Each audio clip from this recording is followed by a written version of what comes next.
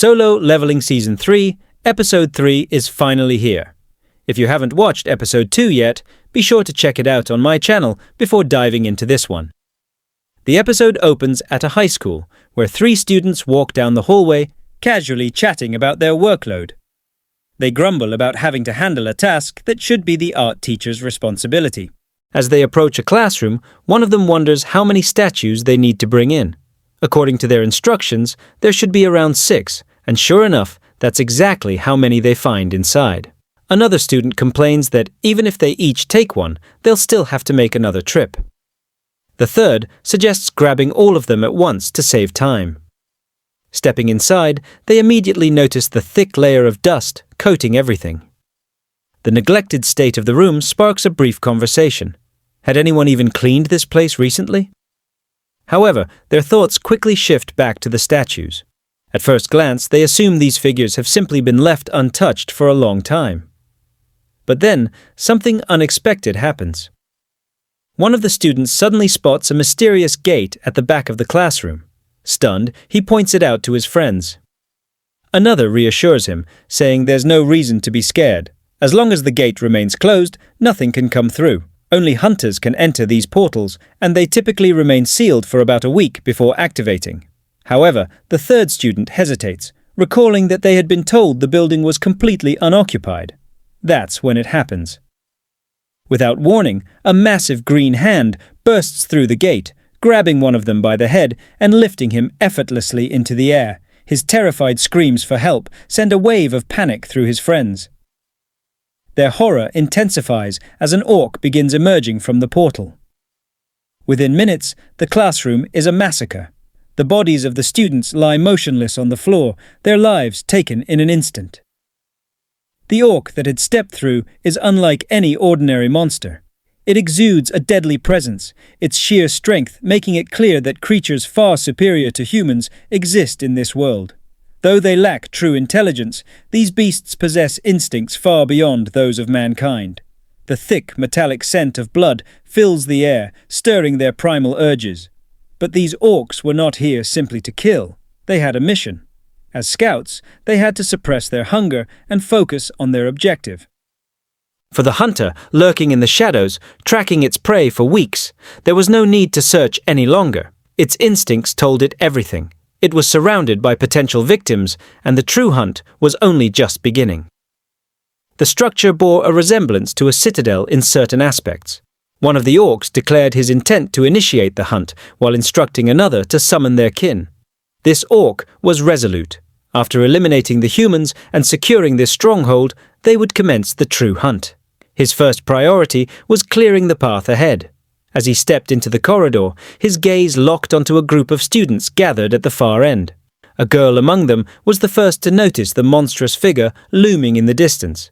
The group turned to face the creature, confusion evident on their faces. However, the supreme orc wasted no time, launching an attack on the nearest individuals without hesitation. Meanwhile, Jin Woo observed the massive gate before him, its imposing form appearing even more daunting in person than in the footage he had previously seen. To his right, he spotted a collection team, and, to his left, an extraction team. Among the assembled forces, there were 38 Rank H hunters and 20 Wang hunters, with an additional large contingent of Rank A hunters. It made sense. This guild boasted the highest number of Rank A hunters among its ranks. His contemplation was interrupted when he suddenly heard someone addressing him. Turning around, he was met with a crowd of hunters eagerly approaching, bombarding him with questions.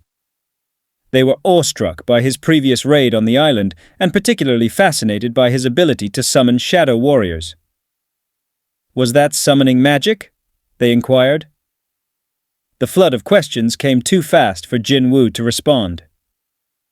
Just as the situation grew overwhelming, a female hunter hurried forward, silencing the others. "Can't you see you're overwhelming Hunter Jin Woo with all your questions?" She chided the group before turning to introduce herself. Her name was Young Rim, the head healer of the elite attack squad from the Knights Guild. With a confident smile, she remarked, "I don't know about the rest, but I think the 2 most responsible people here should get along, don't you?" She directed her question at Jin Woo. Before he could respond, another hunter stepped forward, the one he had spoken to in his office. "Now is the time," the man announced, addressing the gathered hunters. "I will be leading this raid." Murmurs of dissatisfaction rippled through the crowd. "Him again? Why?" "We already have Hunter Jin Woo," some complained. The leader remained firm. "Hunter Jin Woo will be backing us up, ensuring our safety." A few scoffed at the notion. "Does he really think we're that weak? That we need a babysitter?" One particularly bold hunter turned to Jin Woo. "Do you agree with this? Do you see our guild as a bunch of weaklings?" The leader stepped in before Jin Woo could answer. "That's not what this is about. Maybe the problem lies deeper, in the way some of you were brought up." He glanced at Jin Woo. "Wouldn't you agree?" Jin Woo smirked. "You're pretty confident, huh?" The moment to move out had arrived. The leader signaled and the raid officially commenced. At the same time, a distress call reached the Hunters Association. A woman at the Public Emergency Communications Center answered promptly. "This is the Emergency Response Center. How can we assist you?" The panicked voice on the other end replied, "Is this the association?" "Yes, that's correct. What's your emergency?" "Monsters! There are monsters inside our school. A dungeon gate has opened." The dispatcher's expression hardened. "Where are you now?" I'm hiding in the restroom," the student whimpered. "My friend, he's already dead." The dispatcher's grip tightened on the phone. "How many monsters have you seen?" "Can you describe them?" I don't know. There was too much screaming. It's probably over for me, too." "Listen to me," the dispatcher interjected, voice firm yet reassuring. "Hunters are already on their way. They won't abandon you. Just hold on a little longer. Can you do that?" The student sniffled, nodding despite knowing the dispatcher couldn't see her. "Oh, okay." "Good. Now, try to remember. What do the monsters look like? Any details will help." The girl hesitated before recalling something from TV. They have humanoid bodies but terrifying faces." Suddenly, she recalled that the creatures had green skin. They were orcs. She vividly remembered hearing about them on TV. However, at that very moment, an orc with a sinister grin had already entered the restroom, heading straight for the terrified student. A piercing scream echoed through the phone before the connection was abruptly cut off. Despite this, the dispatcher continued to yell, urging her to escape as soon as possible, warning that the creatures could smell blood. The last thing heard was the girl's desperate cry for help before her phone hit the ground. Meanwhile, students throughout the school began to flee in terror, horrified by the sight of blood splattered across the walls and floors. Amidst the chaos, one student hesitated, pleading with her friend to stop. Her friend was still inside the school. But the boy shook his head. "The hunters will handle it. We need to get out now." On one of the upper floors, a group of orcs surveyed the scene below. "Let them run," one sneered. "There are still plenty left hiding upstairs. Nowhere to run." Determined to leave no survivors, they turned toward the next floor. Meanwhile, in one of the devastated classrooms, a handful of students had barricaded the door, clutching makeshift weapons, school chairs, cleaning mops, anything they could use to defend themselves. They held their breath at the sound of approaching footsteps. Suddenly, with a deafening crash, the barricaded doors were obliterated. Before them stood a massive orc, his entire body drenched in blood. The beast's eyes locked onto a fleeing student, but he knew another was hiding just behind the wall. With one powerful swing of his axe, he shattered the partition, sealing the student's fate in an instant. The two orcs stood over their latest victim, their bodies pulsating with magic. "We should eliminate this one first," one muttered, sensing a potential threat. In a secluded classroom, a group of forgotten students huddled together. Among them was Jin Woo's sister, clutching her knees, silently praying for her brother to come and save her. Fear consumed her until a sudden shout pierced the air. One of the girls stood up, claiming she was a hunter, though not a ranked one. Jin Woo's sister grabbed her hand. "Stay calm." The orcs focused on the girls. Initially, they assumed the hunter was the source of the strong magic radiating in the room, but as they sniffed the air, they realized it was coming from the girl beside her, Jin Woo's sister. One of the orcs raised his weapon, ready to strike her down, but just as he was about to attack, something intervened. The girls flinched, expecting the worst, yet nothing happened. When they opened their eyes, they saw a dark figure standing between them and the enemy, one of Jin Woo's shadow soldiers. The shadow orc gripped the green-skinned invader, hurling him through the air with terrifying force. The remaining orc, witnessing the scene, recoiled in fear. He stood frozen as three enormous orcs, his own kind, stood in front of him, now acting as protectors of the humans. He couldn't comprehend why they would turn against their own. Meanwhile, Jin Woo stepped into the dungeon alongside the other hunters. Cries of alarm rang out. "A two-headed orc!" The leader snapped into action. "Everyone, focus!" This is a high-level opponent. The colossal orc let out a furious roar, raising his massive axe before swinging it at the hunters. The frontline defender swiftly activated his skill, erecting a barrier just in time. A massive shockwave erupted upon impact, but the barrier held. Barely. "I need backup!" the hunter shouted as he struggled against the force. Seizing the moment, another hunter dashed forward, leaping onto the giant's axe. He sprinted up the weapon's handle, closing in on the beast. With precise strikes, he slashed at both of the creature's heads, targeting its eyes. "Rely on me," he called to his comrades. Now blinded, the monster thrashed in agony. The other hunters wasted no time. This was their chance to strike. As it struggled to open its one uninjured eye, the creature realized it was already too late. The hunters had finished it off. Behind them, the mages swiftly unleashed their magic. A massive bolt of lightning struck down, followed by a fiery downpour that engulfed the enormous beast, bringing it crashing to the ground. The hunters took a moment to scan their surroundings before pressing forward. Their leader assessed the situation and knew this expedition would be far from simple. Right from the start, they had been met with a two-headed ogre. Turning to Jin Woo, the leader questioned whether he understood the true nature of their mission. Without hesitation, Jin Woo responded. They were grave keepers. If this were just an ordinary dungeon, it wouldn't be a concern. But encountering a two-headed ogre right at the entrance could only mean one thing. This place was crawling with the undead. The moment the realization hit them, the figures materialized, sending a wave of unease through the hunters. They turned to their leader, seeking direction. Should they attack or hold back? But before any decision could be made, the creatures suddenly froze and then retreated. The hunters were left puzzled. It was unusual for living beings to flee instead of attacking. Perhaps they sensed something far more terrifying lurking nearby. Jin Woo, observing from behind, hadn't anticipated this turn of events when he first stepped into this place. A strange sensation washed over him. Without hesitation, he turned to the hunters and declared that he needed to leave immediately due to pressing matters. His abrupt decision confused the leader, who protested that without him, their survival was uncertain. Jin Woo, however, remained firm.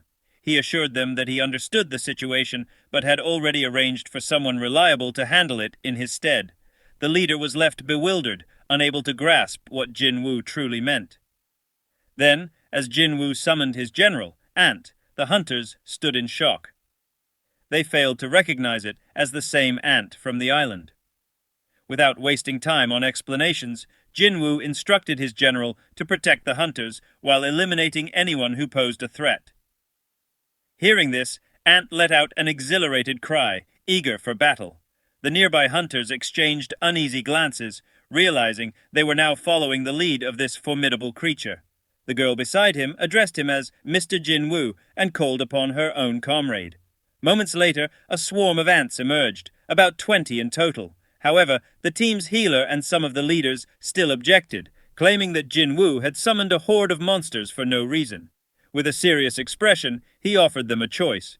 He could recall them if they truly wished, but this was still better than having no backup at all. The gravity of his words left them no room for further protest, and they reluctantly agreed.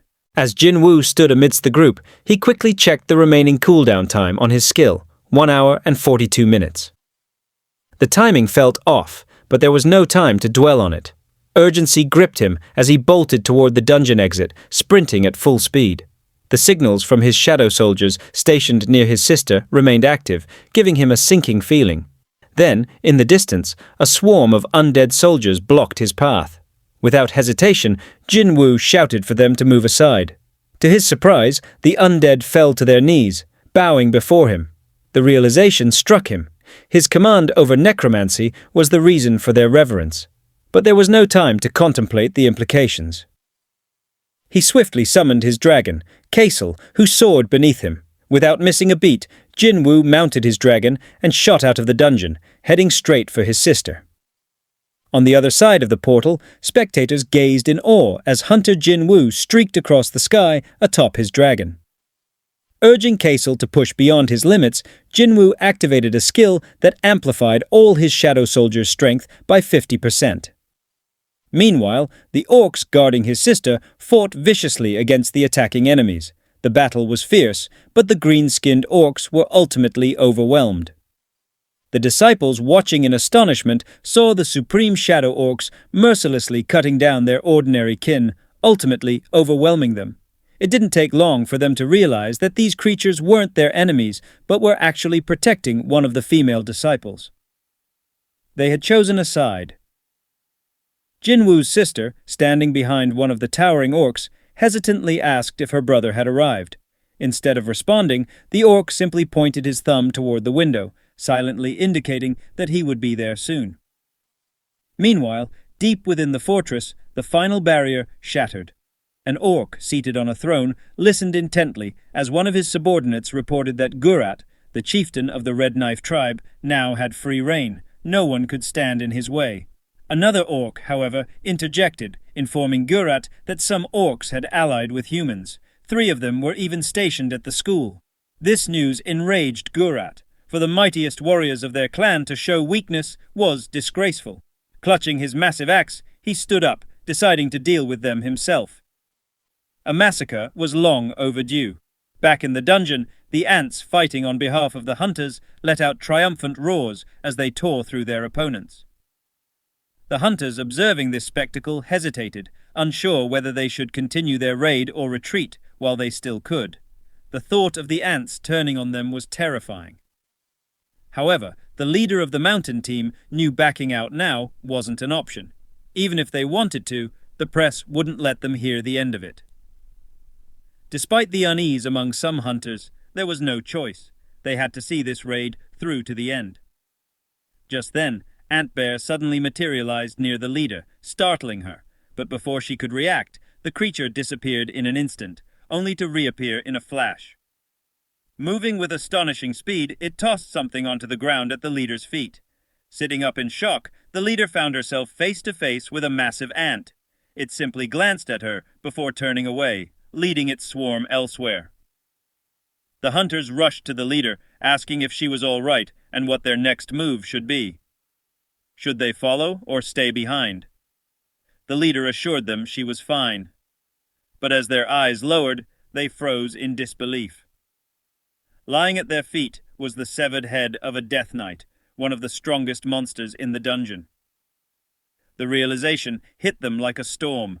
That ant had slain a high-level creature in a single strike. Its power was beyond comprehension. Then a grin crept onto the leader's face.